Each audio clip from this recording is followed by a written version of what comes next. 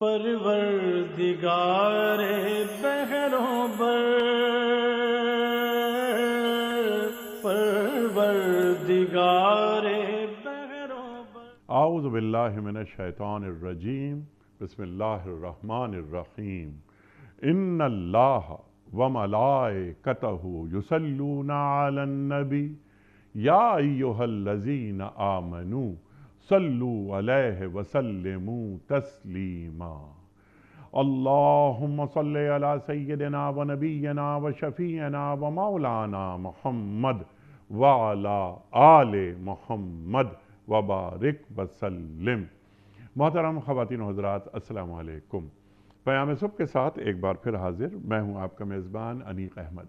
خواتین و حضرات، پیام صبح میں جمعہ اور ہفتہ سوال و جواب کے لیے ہوتے ہیں، آپ اور ہم جانتے ہیں۔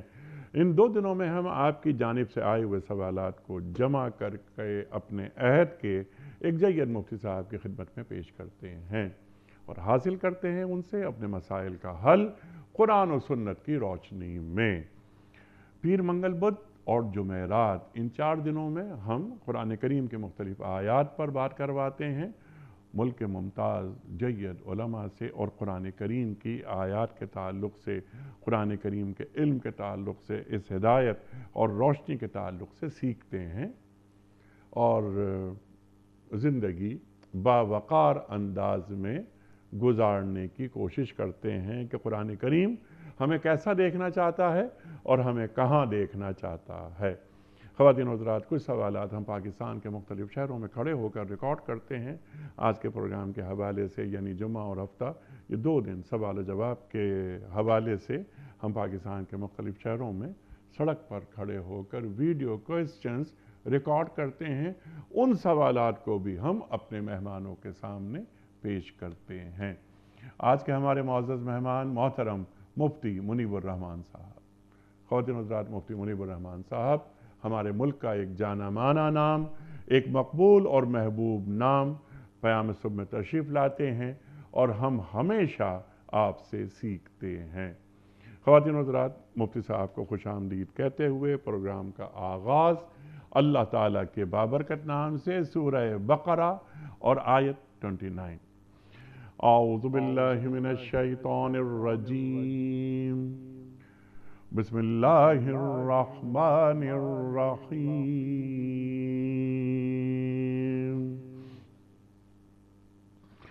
هو الذی خلق لکم ما فی الارض جمیعا ثم استوى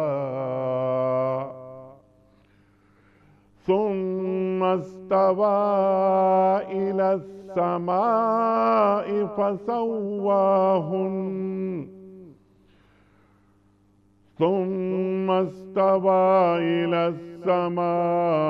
فسواهن 7 سماوات وهو بكل شيء عليم۔ صدق اللہ العظیم۔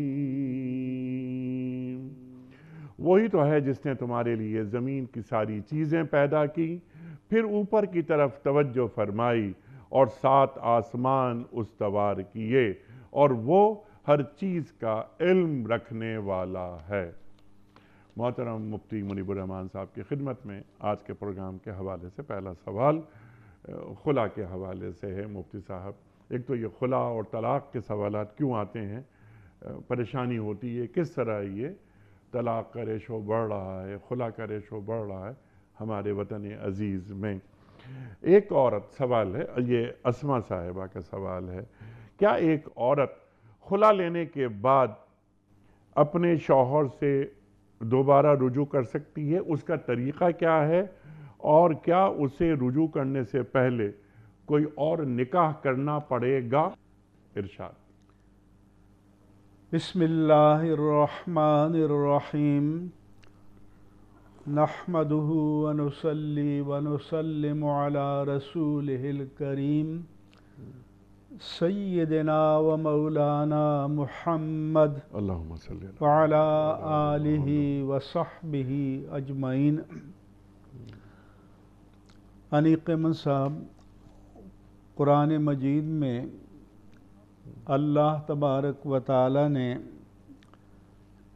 میاں بیوی کے درمیان پیدا ہونے والے تنازع یا اختلاف کو حل کرنے کی تدبیر قرآن کریم میں بیان فرمائی کہ فَابْعَثُوا حَكَمًا مِّنْ أَهْلِهِ وَحَكَمًا مِّنْ أَهْلِهَا کہ لڑکے والوں کی طرف سے ایک حکم یا ثالث مقرر کر دو اور ایک حکم یا ثالث لڑکی والوں کی طرف سے مقرر کر دو، ان یریدا اصلاحا، اگر یہ دونوں ثالث اصلاح چاہیں گے، ان کی نیت صالح اور نیک ہوگی، یوفق اللہ بینہما، اللہ ان دونوں کے درمیان موافقت پیدا فرما دے گا۔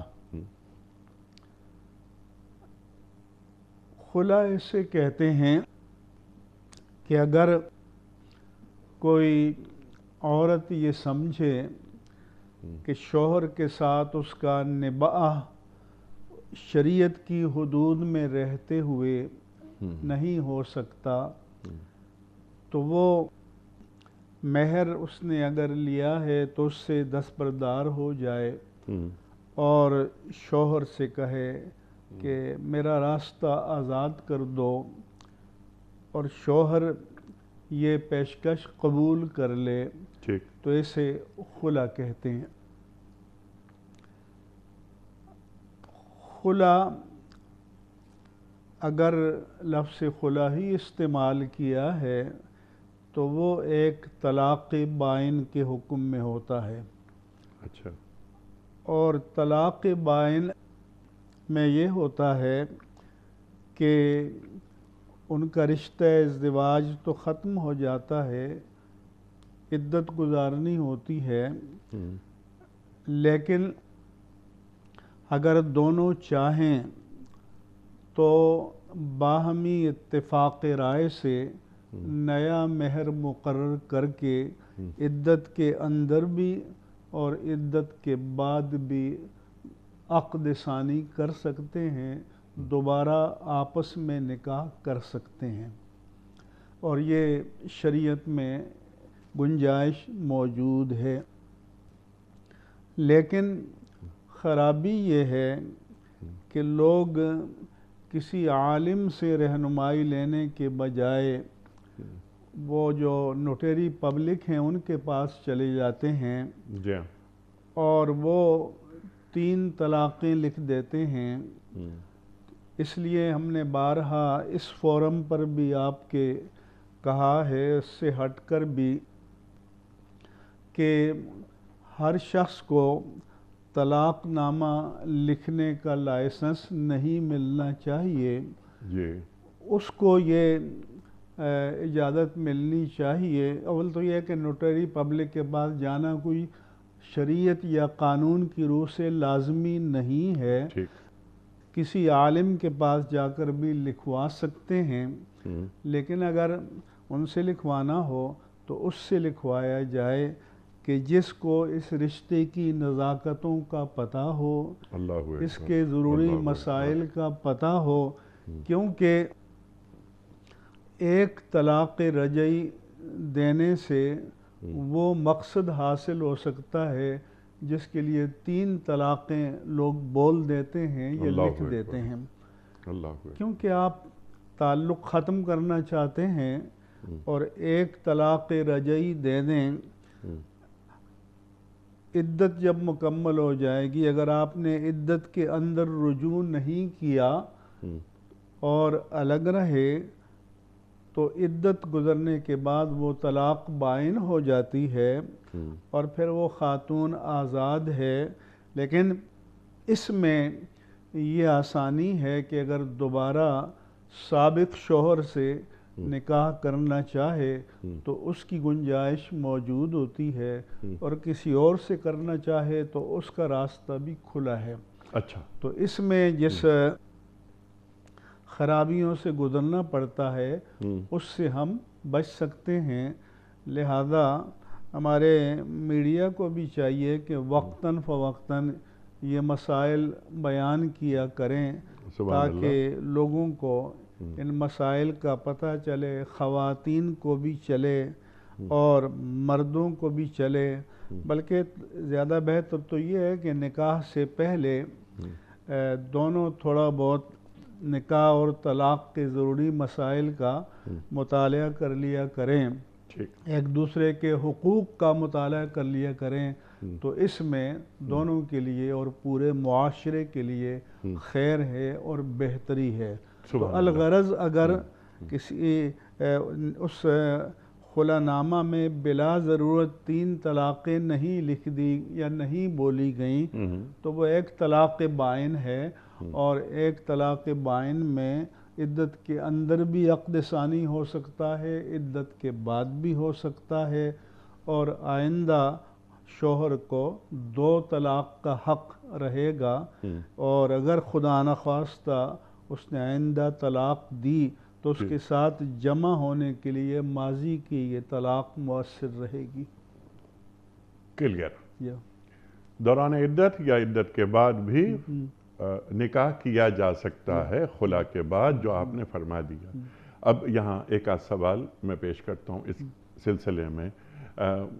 شوہر خلا نہیں دے رہا، یعنی طلاق نہیں دے رہا، بیوی خلا لینا چاہ رہی ہے، کورٹ چلے گئے، انہوں نے تنسیخ نکاح کر دیا، اور جس طرح آپ نے فرمایا کہ نوٹری اور 3 طلاقیں انہوں نے اس پہ لکھ دی، اور مجسٹریٹ نے یا جج نے خلا نامہ جاری کر دیا، تو یہ بھی طلاق رجعی میں شامل ہوگا؟ کاش کہ ہماری حکومت حلال و حرام کے فرق کو سمجھے، اور یہ جو فیملی کورٹس ہیں اس میں وہ جج مقرر کیے جائیں کہ جن کو طلاق اور نکاح کے ضروری مسائل معلوم ہوں، کیونکہ اگر کوئی عورت قاضی کے پاس جاتی ہے تو عدالت کا فرض ہے کہ وہ اس شخص کو بلائے اور بلا کر اس کو پہلے مائل کرے، قائل کرے کہ بھئی آپ مل جل کر رہو، ایک دوسرے کے حقوق کو ادا کرو۔ اگر وہ یہ سمجھے کہ شوہر زیادتی کر رہا ہے تو اس کی فہمائش کرے، اگر خاتون کی زیادتی ہے تو اس کی فہمائش کرے، اگر تیار نہ ہوں تو پھر شوہر سے کہے کہ تم خلا دے دو، اور وہ باقاعدہ اس کی رضامندی سے ہو۔ اگر شوہر تنگ کرنا چاہے تو تعزیراً اور حکمت کے طور پر قاضی اسے کہہ سکتا ہے کہ میں تمہیں حوالات میں ڈال دوں گا، جیل میں ڈال دوں گا۔ لیکن اگر غائبانہ فیصلے کیے جاتے ہیں، عدالت بلاتی نہیں ہے، تو پھر اگر قاضی یا عدالت یہ سمجھتی ہے کہ اس طرح کی صورتحال ہے کہ شوہر حقوق بھی نہیں ادا کر رہا، مار پیٹ کر رہا ہے، نان نفقہ بھی نہیں دے رہا، تو پھر عدالت صرف دعوے کی بنیاد پر نہ کرے بلکہ اسٹیبلش کرے کہ عورت کے الزامات درست ہیں یا نہیں ہیں۔ اگر وہ اللہ کے سامنے اپنے آپ کو جواب دہ سمجھ کر یہ سمجھے کہ ایسے قرائن، اسباب، شواہد موجود ہیں، تو پھر ان کو ریکارڈ پر لائے۔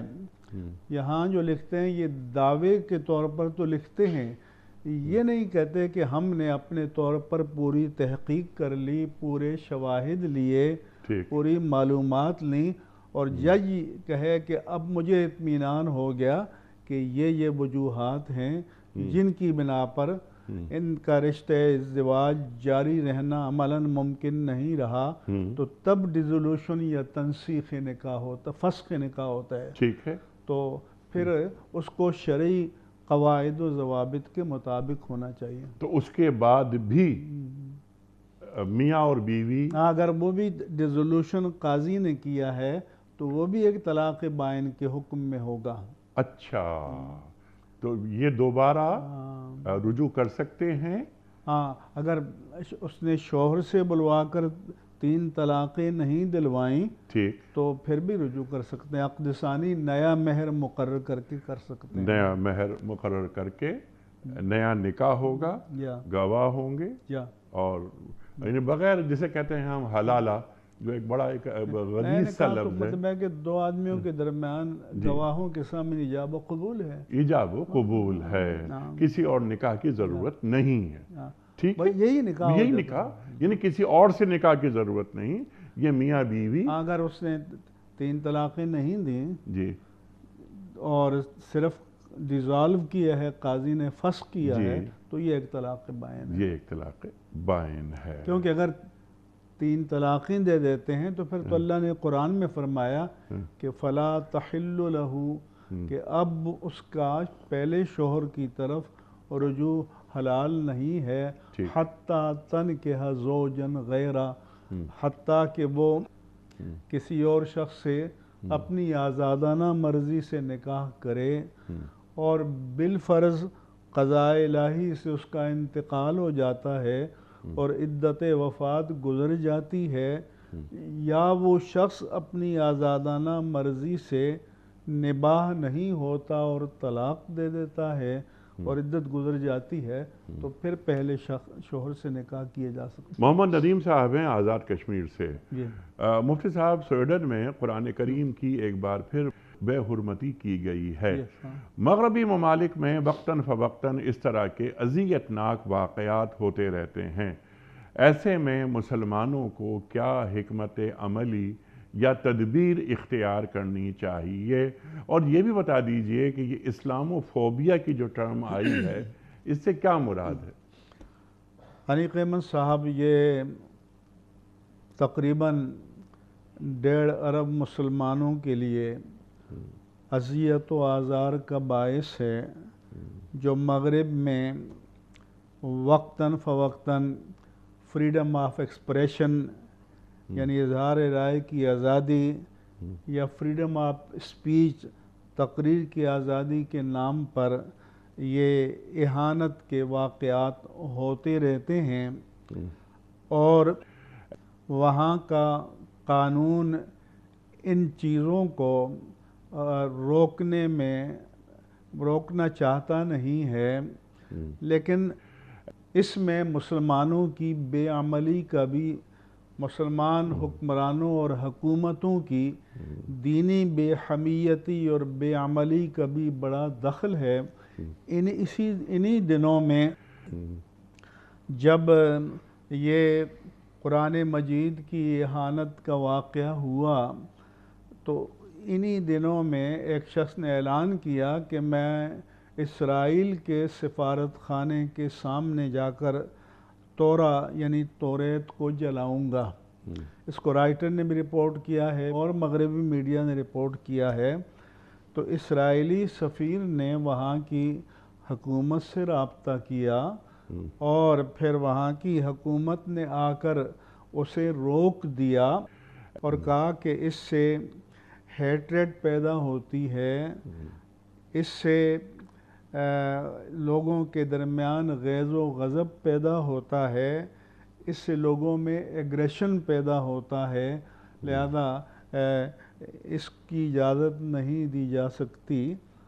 بعد میں اس شخص نے کہا کہ میرا تورات کو جلانے کا ارادہ نہیں تھا، میں نے یہ اس لیے کیا تاکہ مغرب کی جو منافقت ہے اور تضاد ہے وہ واضح ہو جائے کہ تورات کو جلانے سے ہیٹریڈ پیدا ہوتی ہے، نفرت پیدا ہوتی ہے، اینگر پیدا ہوتی ہے، غصہ آتا ہے لوگوں میں، ایگریشن پیدا ہوتا ہے.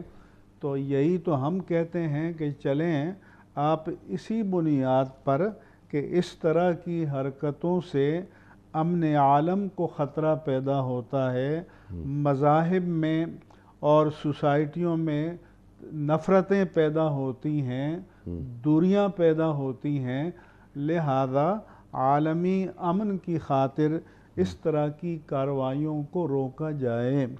اور چند سال پہلے یورپین عدالت نے ایک فیصلہ بھی دیا تھا کہ آزادی اظہار کے نام پر یہ اجازت نہیں دی جا سکتی کہ آپ لوگوں کے جذبات کو مجروح کریں۔ تو ضرورت اس امر کی ہے، یعنی یہ اگر ہم مطالبہ تو یہ ہونا چاہیے کہ 57 مسلم ممالک اس ملک کا سفارتی بائیکاٹ کریں اور اقتصادی اور تجارتی بائیکاٹ کریں کہ جہاں پر مسلمانوں کے مقدسات کی اہانت کے واقعات ہوتے ہیں، چاہے توہین رسالت ہو، اہانت قرآن کریم ہو یا اور مقدسات کی اہانت ہو، لیکن اگر یہ نہیں کر سکتے یہ لوگ تو پھر کم از کم یہ تو ان حکومتوں کو باور کرائیں کہ اس طرح کے واقعات عالمی سطح پر امن عامہ کے لیے خطرہ ہیں، امن عالم کے لیے خطرہ ہیں، مذاہب عالم کے درمیان اس سے نفرتیں پیدا ہوتی ہیں، تناؤ پیدا ہوتا ہے، خطرات پیدا ہوتے ہیں۔ اور ہم یہ جو مطالبہ کر رہے ہیں یک طرفہ نہیں کر رہے، یہی گارنٹی قرآن کریم نے مشرکوں کے معبودان باطلہ کے بارے میں دی ہے کہ وَلَا تَسُبُّوا الَّذِينَ يَدْعُونَ مِن دُونِ اللَّهِ فَيَسُبُّوا اللَّهَ عَدْوًا بِغَيْرِ علم، کہ مشرکوں کے باطل معبودوں کو گالی نہ دو، برا نہ کہو، تاکہ وہ جہالت میں یا رد عمل میں حد سے تجاوز کرتے ہوئے اللہ کی شان میں کوئی نازیبہ کلمہ نہ کہہ دیں۔ سو اللہ تعالیٰ کی ناموس کی حفاظت کے لیے آپ ان کے باطل معبودوں کو جو ہمارے نزدیک قابل احترام نہیں ہیں لیکن حکمت کے تحت، سد ذرائع کے تحت قرآن مجید نے فرمایا کہ ان کی برملا اہانت نہ کرو، گالی نہ دو، برا نہ کہو۔ تو اس لیے ضرورت اس امر کی یہ ہے کہ یہ مسلم ممالک اگر سفارتی اور اقتصادی اور تجارتی بائیکاٹ نہیں کر سکتے تو اس بے ضرر تجویز کو تو اقوام متحدہ میں عالمی فورمز ہیں جس میں حقوق انسانی کا فورم ہے، یہ لا سکتے ہیں۔ اور ساتھ یہ بھی مطالبہ کرنا چاہیے کہ اگر ایک یا چند افراد کو جسمانی اذیت پہنچانا یہ دہشت گردی ہے اور ناقابل معافی جرم ہے، تو ایک حرکت سے 1.5 ارب مسلمانوں اور انسانوں کو ذہنی اذیت و آزار سے دوچار کرنا یہ تو اس سے بہت بڑا جرم قرار پانا چاہیے، اور اس کی بھی وہی سزا ہونی چاہیے کہ جو دہشت گردی کے لیے ہے۔ اس کے سوا اس کا کوئی اور حل نہیں۔ اچھا، یہ جو گفتگو آپ نے فرمائی یہ ریاستوں کے حکمرانوں کی ذمہ داریوں کو آپ نے واضح کیا۔ آپ نے ایک لفظ استعمال کیا تھا کہ دینی حمیت، میں استعمال کرتا ہوں دینی غیرت۔ من حیث المجموع اگر مسلم امہ کی جانب سے یہ بات نہیں ہو رہی جو آپ نے فرمائی، تو عوام الناس سے مراد ہے کہ وہ جو مسلمان ہیں، ان ریاستوں میں رہنے والا عام آدمی، اس کا رویہ کیا ہونا چاہیے؟ دیکھیں، ان کو ضرور پرامن احتجاج کرنا چاہیے تاکہ دنیا کو ہمارا یہ جذبات پہنچیں، لیکن اس کی خاطر یہ نہیں کہ اپنے ملک کی املاک کو تباہ کر دیں، آپس میں ٹکرا جائیں، یہ کام نہیں کرنا چاہیے، لیکن پرزور احتجاج اور پرامن احتجاج ضرور کرنا چاہیے اور اپنے حکمرانوں پر بھی دباؤ ڈالنا چاہیے ٹھیک کہ وہ عالمی سطح پر اس مسئلے کو پرزور انداز میں اٹھائیں۔ دوسرا جو سوال انہوں نے کیا کہ اسلاموفوبیا کیا ہے؟ جی ہاں اسلاموفوبیا کی اصطلاح خال خال تو پہلے بھی استعمال ہوتی رہی ہے، لیکن 9/11 کے بعد بکثرت یہ مغرب میں استعمال ہوتی رہی ہے۔ اصل میں فوبیا کے معنی ہیں کہ کسی کا یہ فرض کر لینا یا ذہن میں یہ خوف بٹھا دینا کہ فلاں فرد سے یا فلاں مذہب سے یا فلاں چیز سے مجھے خطرہ ہے۔ ٹھیک تو جب یہ سوچ ذہن میں بٹھا دی جائے، جیسے 9/11 کے بعد اہل مغرب نے یہ اپنی سوچ بنا لی کہ اسلام اور انتہا پسندی، جس کو وہ لوگ ایکسٹریمزم کہتے ہیں، یا اسلام اور ٹیررزم یا مسلم اور ٹیررزم کو ہم معنی قرار دے دیا گیا۔ اچھا، ایسا نہیں ہے کہ اس طرح کے دہشت گردی کے واقعات میں مسلمان ہی ملوث ہوئے ہیں۔ خود برطانیہ میں اور نیوزی لینڈ میں، یورپ کے دیگر ممالک میں اور ناروے میں اور امریکہ میں یہ ان کے اپنے اسکولوں میں لوگوں نے اچانک فائر کھول دیا، کئی بچے مارے گئے، مسلمانوں کی مساجد پر بھی حملے ہوئے۔ لیکن یہ جب مسلمانوں کی مساجد پر حملے ہوئے یا ان کے تعلیمی اداروں یا مارکیٹوں پر، یا بعض اوقات بڑے بڑے میچز ہو رہے ہیں، اس دوران یہ کارروائیاں ہوئیں، تو کسی نے نہیں کہا کہ جس شخص نے بھی اس دہشت گردی کا ارتکاب کیا، نہ اس کے مذہب کو مجرم قرار دیا گیا، نہ اس کی ایتھنیسٹی یا قومیت کو مجرم قرار دیا گیا، اسے اس فرد کا جرم قرار دیا گیا۔ لیکن یہی اگر حرکت کوئی مسلمان کر دے تو چھوڑتے ہی اس کا الزام مذہب پر لگے گا، اگر وہ کسی مسلم ملک کا پس منظر رکھتا ہے تو اس پر لگے گا۔ تو یہ جو مغرب کے دوہرے معیارات ہیں، یہ منافقانہ تضاد ہے، یہ اس ساری خرابی کی جڑ ہے۔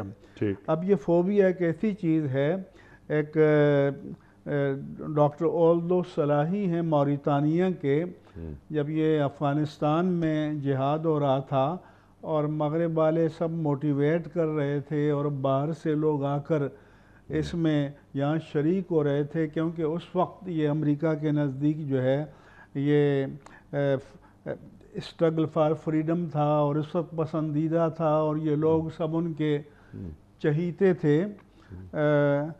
تو وہ آیا، یہاں لوگ ٹھہر گئے، شادیاں کی، پھر 9/11 کا یہ سانحہ ہوا، پھر ان کو پکڑ کے لے گئے موریتانی، پھر وہ اس کو جرمنی گیا، جرمنی سے پھر وہ موریتانیہ گیا، وہاں سے اس کو گوانتانامو بے لے گئے۔ تو انہوں نے کہا کہ بھی مجھ سے جو انکوائری ہوتی تھی وہ یہ ہوتی تھی کہ آپ نے اپنے بیٹے کو جو فون کیا تھا کہ بیٹا تعلیم میں محنت کرو، تو اس کا کیا مطلب تھا؟ اس نے کہا بھی اس کا کیا مطلب ہے؟ یہ کہ پڑھائی میں محنت کرو۔ اچھا، آپ نے جو کہا تھا فلاں سے کہ تم میرے لیے چائے لے آؤ، تو اس کا کیا مطلب ہے؟ تو اب چنانچہ اس نے کہا کہ بھئی ایک نفسیاتی مریض نے یہ کہا کہ یہ مرغہ جو ہے یہ مجھے دانے کی طرح چگ لینا چاہتا ہے۔ تو اس کو لے گئے ماہر نفسیات کے پاس کہ بھئی یہ شخص جو ہے اس خوف میں مبتلا ہے، کیا کیا جائے؟ تو اس ماہر نفسیات ڈاکٹر نے کہا کہ بھئی یہ مرغہ آپ کو کیسے دانے کی طرح چگ سکتا ہے؟ آپ اشرف المخلوق ہیں، مخلوقات ہیں، آپ انسان ہیں۔ اس نے کہا یہ بات مجھے تو سمجھ میں آتی ہے، لیکن اس مرغے کو سمجھ نہیں آتی، اس کو کون سمجھائے؟ تو اس لیے یہ مغرب کا جو مرغہ ہے اس کو کون سمجھائے کہ اللہ بھائی اکبر۔ یہ اچھا، لیکن اس میں جو ہمارا رویہ ہونا چاہیے جی وہ کیا ہونا چاہیے؟ ہمارا رویہ جو ہمارے مسلمان یورپ میں ہیں، امریکہ میں ہیں، جی ہاں، خاص طور انہیں چاہیے کہ وہاں کی کہ جو ان کی کلیکٹیو وزڈم ہے، جو دانشور ہیں، جی ان کو اپروچ کریں، مذہبی رہنماؤں کو اپروچ کریں، اور اپنے کردار سے بتائیں کہ یہ حقوق کوئی انسانی فوبیا کے- کی ضرورت جی ہاں، نہیں ہے، ہاں، ہم بڑے پرامن لوگ ہیں، ہیں، ہم سے ڈرنے کی کوئی ضرورت نہیں ہے۔ اور آپ ہمارے ساتھ مل کر اس فتنے کو ختم کریں۔ سبحان اللہ، یہ سبحان اللہ، کیونکہ ہم بھی امن چاہتے ہیں، آپ بھی سبحان امن اللہ، چاہتے ہیں، سبحان ہم بھی فساد نہیں چاہتے، آپ بھی فساد نہیں چاہتے، تو پھر جب آپ کو ملیٹنسی یا عسکریت پسندی، ایکسٹریمزم یا انتہا پسندی یا ہیٹریڈ یا نفرت انگیزی اور ٹیررزم یا دہشت گردی، یہ چیزیں آپ کو بھی ناپسند ہیں، ہمیں بھی ناپسند ہیں، تو ہم سب کو مل کر ان کی مذمت کرنے کے ساتھ ساتھ ان کے اسباب کا بھی سبحان ازالہ اللہ، کرنا مل کے کام چاہیے۔ کرتے ہیں اور اس کا خاتمہ کرتے ہیں، جی۔ اس انتہا پسندی کا اور اس دہشت گردی کا۔ محمد عاطف صاحب، سوال ان کا یہ ہے کہ اگر کوئی بینک سے سودی قرضہ لے کر حج کرے تو کیا حج ادا ہو جائے گا؟ نیز اگر کوئی مال حرام سے حج کرے تو کیا حج ادا ہو جائے گا؟ پہلی بات تو یہ ہے کہ جو صاحب استطاعت نہیں ہے ٹھیک، اس پر حج فرض ہی نہیں ہے، ٹھیک، لہذا جس کام کا اللہ کی شریعت نے آپ کو مکلف اور جواب دہ اور ذمہ دار نہیں بنایا، ٹھیک، تو آپ اب خود اپنے آپ کو اس کا مکلف نہ بنائیں۔ ٹھیک، پہلی بات تو یہ ہے۔ دوسری بات یہ ہے کہ اگر کوئی قرض لے کر حج کرے گا تو حج ادا ہو جائے گا، البتہ جو سود پر قرض لینا ہے یہ فعل حرام ہے اور یہ ناجائز ہے۔ اب ظاہر ہے کہ جو نفس سے قرض لے گا وہ تو حرام نہیں ہے، جو سود کے دینے کا معاہدہ ہے یہ حرام ہے اور اس حرام میں مبتلا نہیں ہونا چاہیے۔ اچھا، حدیث کیونکہ باقی قرض کی رقم کو تو حرام نہیں کہہ سکتے، لیکن حدیث پاک میں ہے کہ من حج بمال حرام وقال لبیک اللہم لبیک قال اللہ تعالی لا لبیک ولا سعدیک وحجک مردود، کہ جس نے مال حرام سے حج کیا اور تلبیہ پڑھا کہ لبیک اللہم لبیک، تو اللہ کی طرف سے ندا آتی ہے کہ لا لبیک ولا سعدیک، تیری حاضری قبول نہیں ہے، تیرا حج رد ہے۔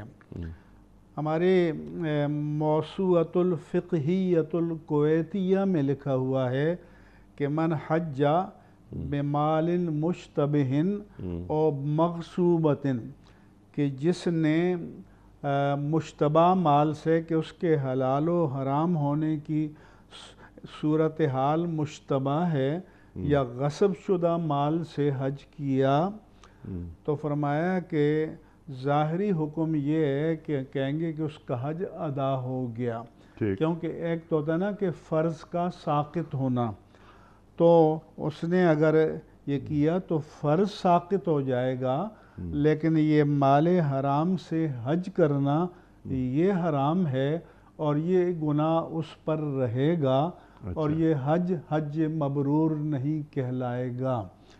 لہذا ہمیں دوسری اور مطلقاً اگر کوئی قرض لے کر حج کرتا ہے تو حج وہ تو صحیح ادا ہو جائے گا، اس میں کوئی مسئلہ نہیں ہے۔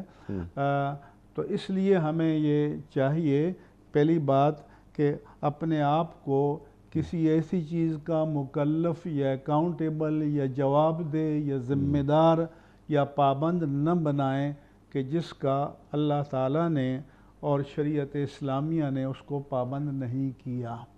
لہذا شریعت نے کہیں بھی نہیں کہا کہ تم قرض لے کر حج ادا کرو، لیکن اگر قرض لے کر ادا کرے گا تو ہو جائے گا، اگر سودی قرض لے گا تو سودی معاہدہ حرام ہے۔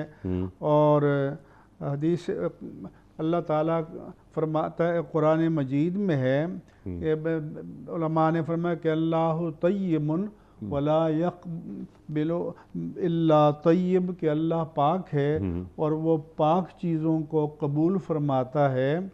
اور یہ بھی فرمایا کہ اللہ تبارک و تعالیٰ نے مومنوں کو بھی اسی بات کا حکم دیا ہے کہ جس بات کا حکم اپنے انبیاء کو دیا کہ یا ایھا الرسل کلوا من الطیبات، کہ اے رسولو پاک چیزیں کھاؤ، اور یہی بات مومنوں کو حکم دیا کہ یا ایھا الذین آمنوا کلوا من طیبات ما رزقناکم، کہ مومنو ہم نے جو تمہیں پاکیزہ رزق اور نعمتیں عطا کی ہیں ان میں سے کھاؤ۔ اور اللہ تعالیٰ نے قرآن میں فرمایا کہ وَلَا تَيَمَّمُوا الْخَبِيثَ تُنْفِقُونَ مِنْهُ وَلَسْتُمْ بِآخِذِيهِ، کہ تم اللہ تعالیٰ کی راہ میں ناپاک چیز کو خرچ کرنے کا ارادہ نہ کرو، اور اگر تمہیں بھی کوئی ناپاک چیز دے تو تم خوش دلی سے کبھی قبول نہیں کرو گے۔ لہذا ہمیں اس بات کی پاسداری کرنی چاہیے۔ اور اگر کوئی اسی طرح سے ایسی مثال ہے کہ کسی نے چھری لی، چوری کی یا غصب کی، اب اس سے کوئی جانور بسم اللہ اللہ اکبر کہہ کر ذبح کیا تو ذبیحہ تو حلال ہوگا، لیکن چھری کا چوری کرنا یا غصب کرنا یہ فعل حرام ہے، اور یہ حرام رہے گا اور اس گناہ کا وبال اس پر آئے گا۔ کلیئر۔ مفتی صاحب کچھ ویڈیو کوئسچنز آپ کی خدمت میں رکھ رہے ہیں۔ پہلا سوال مفتی صاحب کی خدمت میں۔ السلام علیکم مفتی صاحب، انسان پہ جو پریشانیاں اور مشکلات آتی ہیں کیا اس کا سبب ناشکری تو نہیں؟ بہت اچھا سوال ہے۔ ناشکری یقیناً بہت ہی معیوب چیز ہے، کیونکہ اللہ تبارک و تعالیٰ نے فرمایا کہ وَاشْكُرُوا لِي وَلَا تَكْفُرُونَ، میرا شکر ادا کرو اور میری نعمتوں کی ناشکری نہ کرو۔ یہ بھی اللہ تعالیٰ نے فرمایا کہ وَلَئِن شَكَرْتُمْ لَأَزِيدَنَّكُمْ، اگر تم میری نعمتوں کا شکر ادا کرو گے تو میں تم پر اور نعمتوں کی فراوانی فرماؤں گا۔ اور یہ بھی اللہ تعالیٰ نے فرمایا کہ ما یفعل اللہ بعذابکم لئن شکرتم وآمنتم، کہ اگر تم اللہ کے شکر گزار بن جاؤ اور ایمان لاؤ تو اللہ کو تمہیں عذاب دے کر کیا لینا ہے۔ تو پہلی بات تو یہ ہے کہ ہم سب کو اللہ تعالیٰ کی بے حد و بے حساب نعمتوں کا شکر ادا کرنا چاہیے۔ سورۃ الفجر میں اللہ نے فرمایا فَأَمَّا الْإِنسَانُ إِذَا مَا ابْتَلَاهُ فَأَكْرَمَهُ وَنَعَّمَهُ فَيَقُولُ رَبِّي أَكْرَمَنِ، کہ انسان کو جب اللہ آزماتا ہے اور اس کو عزت دیتا ہے اور اس پر اپنی نعمتوں کی فراوانی فرماتا ہے، وہ کہتا ہے کہ اللہ نے میری عزت کی، میں ڈیزرو کرتا تھا۔ وَأَمَّا إِذَا مَا ابْتَلَاهُ فَقَدَرَ عَلَيْهِ رِزْقَهُ فَيَقُولُ رَبِّي أَهَانَنِ، لیکن جب اللہ اس کو آزماتا ہے، یعنی کبھی تو اللہ نعمتیں دے کر آزماتا ہے اور کبھی اللہ تعالیٰ نعمتیں سلب کر کے آزماتا ہے، کہ جب اس کو آزماتا ہے اور اس کی روزی تنگ کر دیتا ہے تو وہ شکوہ کرتا ہے کہ ربی اہانن، میرے رب نے میری توہین کر دی۔ سو اس لیے نعمتیں جو اللہ تعالیٰ عطا فرماتا ہے وہ صورت انعام بھی ہوتی ہیں اور صورت امتحان بھی ہوتی ہیں، یعنی اللہ تعالیٰ انعام کے طور پر بھی نعمتیں عطا کرتا ہے اور اس کی پہچان کیا ہے کہ یہ نعمتیں ہمارے لیے انعام ہیں. اس کی پہچان یہ ہے کہ ہم نعمتوں کی قدردانی کریں، اللہ تعالیٰ کا شکر ادا کریں، اس کی بارگاہ میں سجدہائے تشکر بجا لائیں. تو اگر توفیق شکر نصیب ہوتی ہے تو اس کے معنی یہ ہیں کہ یہ ہمارے لیے امتحان ہے. لیکن ہم نعمتوں میں پھلتے پھولتے رہیں لیکن اس کا شکر ادا نہ کریں اور اپنے منعم حقیقی کو بھلا دیں تو پھر یہ معنی ہے کہ یہ نعمتیں جو ہیں یہ انعام نہیں ہیں، یہ آزمائش ہیں، یہ امتحان ہیں. اور ایسی نعمتوں سے جو بندے کے لیے باعث امتحان بن جائیں اللہ تعالیٰ کی پناہ مانگنی چاہیے. اچھا، لیکن جو سوال ہے اس بچے کا کہ یہ جو ناشکراپن ہم کرتے ہیں کہیں یہ عذاب تو لے کر نہیں آتا؟ ناشکری بجائے خود ایک صورت، یعنی جب انسان ناشکرہ بنے گا، نعمتوں کی ناقدری کرے گا تو اللہ کے ہاں اس کا مواخذہ ہوگا. ٹھیک ہے. اب اس کا مواخذہ کس صورت میں ہوتا ہے یہ اللہ پاک بہتر جانتا ہے. تو اب اللہ تعالیٰ آزمائش میں ڈال دیتا ہے ناشکرہ پن کرنے کی وجہ سے، لیکن ہم اسے کیا، اب میرا سوال یہ ہے کہ کیا ہم یہ کہہ سکتے ہیں کہ اللہ نے عذاب میں اس شخص کو اس لیے ڈالا کہ یہ ناشکرہ پن کرتا تھا؟ یعنی من جملہ اسباب میں یہ ہم کہہ سکتے ہیں. اچھا، کہ ہم تو ظواہر کو دیکھیں گے نا، باطن پر تو ہم مطلع نہیں ہیں.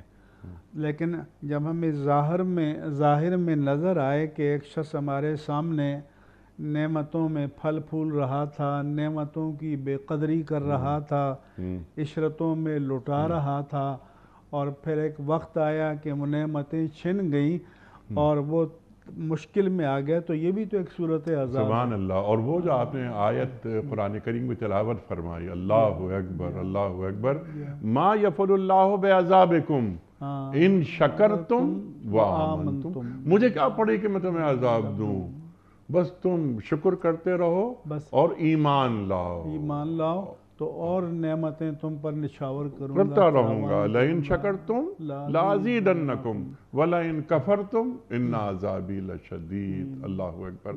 اگلا سوال مفتی صاحب کی خدمت میں. السلام علیکم مولانا صاحب، میرا آپ سے ایک سوال ہے، وہ یہ ہے کہ روزے کی حالت میں انجیکشن لگوا سکتے ہیں یا نہیں، اور دوسرا یہ کہ روزے کی حالت میں خون دے سکتے ہیں یا نہیں؟ جناب والا، جہاں تک روزے کی حالت میں خون دینے کا تعلق ہے، کیونکہ روزہ بدن کے اندر کسی چیز کے جانے سے ٹوٹتا ہے، کسی چیز کے نکلنے سے نہیں ٹوٹتا. ٹھیک. تو لہذا اگر کوئی روزے دار اپنے اندر اتنی طاقت محسوس کرتا ہے کہ اگر وہ کسی کی جان بچانے کے لیے خون دے گا تو وہ روزے کی مشقت کو برداشت کر لے گا تو وہ خون دے سکتا ہے، خون کا عطیہ دے سکتا ہے. اور خون بیچنا تو ویسے بھی کسی طور پر جائز نہیں ہے، عطیہ دینے کو علماء نے جان بچانے کے لیے جائز کہا ہے. جہاں تک انجیکشن کا مسئلہ ہے، یہ علماء کے درمیان مختلف فی ہے. بعض علماء کے نزدیک روزے کی حالت میں انجیکشن لگانے سے روزہ نہیں ٹوٹتا، اور بعض علماء نے یہ قول کیا ہے کہ انجیکشن لگانے سے روزہ ٹوٹ جاتا ہے. مثال کے طور پر جب ہم منہ سے غذا کھاتے ہیں وہ معدے میں جا کر تحلیل ہوتی ہے اور پھر وہ انسان کے خون میں وہ اس کے اجزاء شامل ہوتے ہیں. تو اگر کوئی بدن میں انجیکٹ کر دے یہی چیزیں تو وہ بھی بدن کو توانائی بھی دیتی ہیں، تقویت بھی پہنچاتی ہیں. تو اس لیے جو جس عالم پر اعتماد کرے اس فتوے پر عمل کرے، اور اگر احتیاط کر سکے تو احتیاط کرنے میں زیادہ خیر ہے اور بہتری ہے. سبحان اللہ سبحان اللہ. احتیاط کرے تو زیادہ بہتر ہے. میرا خیال ہے آخری سوال ہوگا آج کے پروگرام کا مفتی صاحب کی خدمت میں. السلام علیکم مفتی صاحب، میرا آپ سے یہ سوال ہے، کیا سونا اور ڈالر منافع کے لیے خریدا جا سکتا ہے؟ جناب والا، ڈالر اور سونے کو منافع کی غرض سے خریدنا، ذخیرہ کرنا جائز ہے؟ عام حالات میں سونا چونکہ مال ہے، جی، استعمال کے لیے لینا چاہے تو لے سکتا ہے، لے کر رکھنا چاہے تو رکھ سکتا ہے. ڈالر بھی اپنی ضروریات کے لیے لینا چاہے تو شریعت میں ممانعت نہیں ہے، مگر اگر حالات ایسے ہو جائیں جیسے آج ہمارے وطن عزیز کو درپیش ہیں کہ ایک ڈالر کے لیے ہمارا ملک ترس رہا ہے اور اقوام عالم کے سامنے بحیثیت قوم کے ہم بے آبرو ہو رہے ہیں، تو ایسی حالت میں سمجھتا ہوں کہ ڈالر کو خرید کر ذخیرہ اندوزی کرنا یا جمع کرنا یہ جائز نہیں ہے، کیونکہ کوئی بھی دولت قومی، ملکی اور دینی اور ملی وقار سے زیادہ قیمتی نہیں ہے.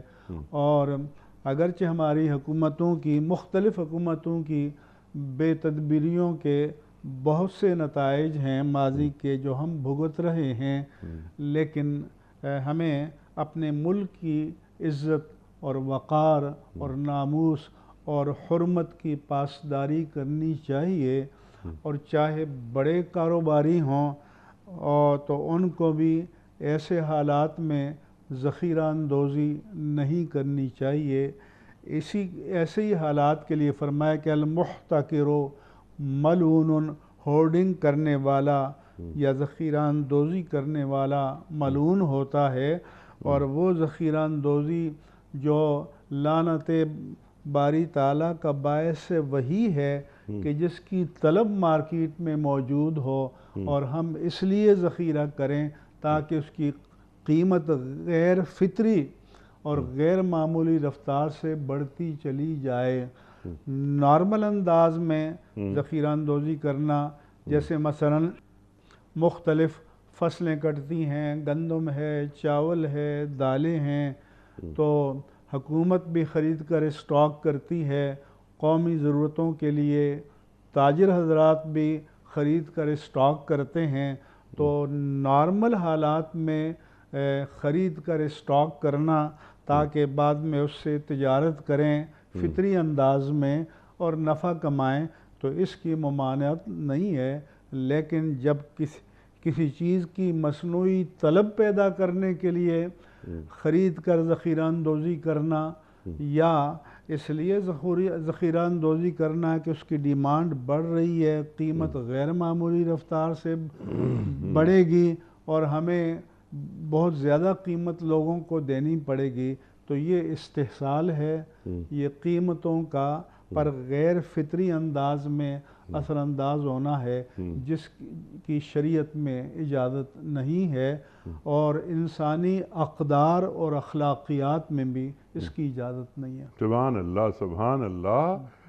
ریاست کو ضرورت ہے جس چیز کی، ریاست کا کام ہے ریگولیٹر کا کردار ادا کرنا، اس بات پر نظر رکھنا کہ اچانک کوئی چیز اتنی کم نہ ہو جائے کہ قیمتیں غیر معمولی رفتار سے بڑھنے لگیں، اور اگر کوئی لوگ جو ہیں استحصال کی نیت سے ذخیرہ اندوزی کرتے ہیں تو ان پر پھر ریاست کا کام ہے کہ ہاتھ ڈالے اور اپنے عوام کے لیے آسانیاں پیدا کرے، اور وہ بھی جائز منافع کمائے. لیکن یہ تو ذخیرہ اندوزی کی بات ہو گئی نا، لیکن اگر کسی شخص نے ڈالرز اور سونا، جو اس بچے کا سوال ہے، انہوں نے رکھ لیا اپنے پاس تاکہ جب پیسے بڑھیں گے تو میں زیادہ کماؤں گا، تو کیا ایسی صورت میں بھی حکومت ہاتھ ڈال سکتی ہے؟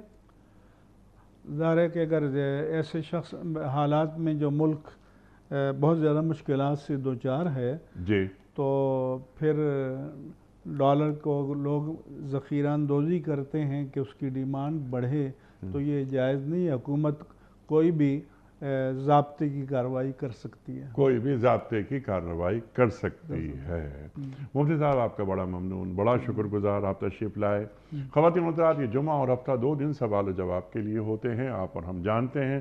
ان 2 دنوں میں ہم آپ کی جانب سے آئے ہوئے سوالات وہ پیش کرتے ہیں مفتی صاحب کی خدمت میں، اور کچھ ویڈیو کوئسچنز جو ہم پاکستان کے مختلف شہروں میں کھڑے ہو کر ریکارڈ کرتے ہیں وہ بھی ہم مفتی صاحب کی خدمت میں پیش کرتے ہیں، تاکہ حاصل کیا جائے علم، اپنے مسائل کا حل قرآن و سنت کی روشنی میں۔ خواتین و حضرات، ایک بار پھر میں مفتی صاحب کا بڑا ممنون، بڑا شکر گزار، آپ تشریف لائے۔ پیام صبح کا اختتام ہوتا ہے روزانہ ایک قول پر، اور وہ قول ہوتا ہے صاحب نہج البلاغہ امیر المومنین حضرت علی مرتضیٰ کرم اللہ وجہہ کا۔ آپ فرماتے ہیں دولت ہو تو پردیس میں بھی دیس ہے، اور مفلسی ہو تو دیس میں بھی پردیس۔ اللہ اکبر۔ دولت ہو تو پردیس میں بھی دیس ہے، اور مفلسی ہو تو دیس میں بھی پردیس۔ اپنے میزبان انیق احمد کو کل تک کے لیے اجازت دیجیے۔ خدا حافظ۔ پروردگار